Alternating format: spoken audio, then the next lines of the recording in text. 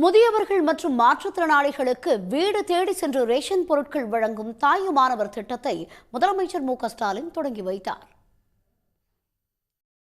முதியவர்கள் மற்றும் மாற்றுத்திறனாளிகளுக்கு வீடு தேடி சென்று ரேஷன் பொருட்கள் வழங்கும் தாயுமானவர் திட்டத்தை சென்னை தண்டையார்பேட்டை கோபால் நகர் பகுதியில் முதலமைச்சர் மு.க.ஸ்டாலின் தொடங்கி வைத்தார். அப்போது அப்பகுதியில் உள்ள முதியவர்கள் மற்றும் மாற்றுத்திறனாளிகளின் வீடுகளுக்கு நேரில் சென்று ரேஷன் பொருட்களை முதலமைச்சர் வழங்கினார். ரொம்ப சந்தோஷமா இருக்கு மனசுக்கு. முடியாதவருக்கு இப்போ அரிசி வாங்கணும் ஒரு ஆள் தேவையில்லை வீடு தேடி வந்துட்டு ரொம்ப சந்தோஷம். இப்போ கருமாரி ஒன்னாச்சு லாஸ்ட்ல போகணும் கிட்டதான் இருந்தாலும் ஒரு ஆள் முடியல ஒரு நாள் ஜுரம் இல்லைன்னா வாங்க முடியாது. தொடர்ந்து தாயுமானவர் திட்டத்தின் கீழ் வீடு தேடி சென்று ரேஷன் பொருட்களை விநியோகிக்கும் வாகனங்களையும் முதலமைச்சர் மு.க.ஸ்டாலின் கொடியசைத்து தொடங்கி வைத்தார். முதலமைச்சரின் தாயுமானவர் திட்டத்திற்கான வாகனங்கள் தற்போது மாண்புமிகு தமிழ்நாடு முதலமைச்சர் அவர்களால் தொடங்கி வைக்கப்படுகிறது.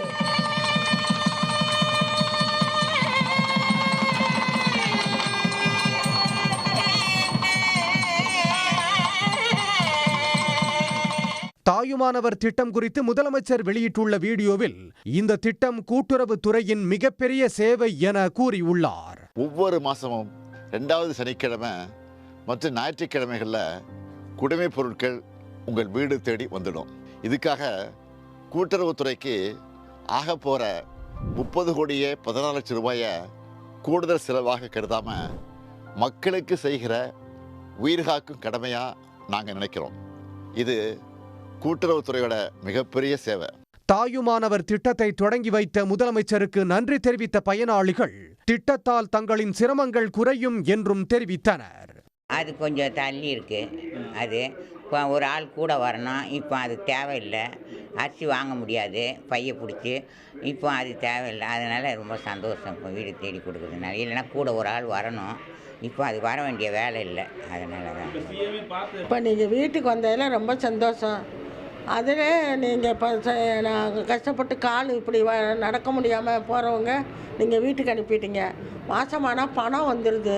நாங்கள் போன வச்ச உடனேயே தேவியம்மா ரூபா வந்துருச்சுன்னு சொல்கிறீங்க. இப்போ வீடு தேடி நீங்கள் கொண்டாந்து கொடுக்குறீங்க. நீங்கள் தான் தெய்வம். நீங்கள் கவலைப்படாதே, எதுக்கும் கவலைப்படாதே. உங்கள் அப்பா காலத்துலேருந்து நான் சாப்பிட்டவன்.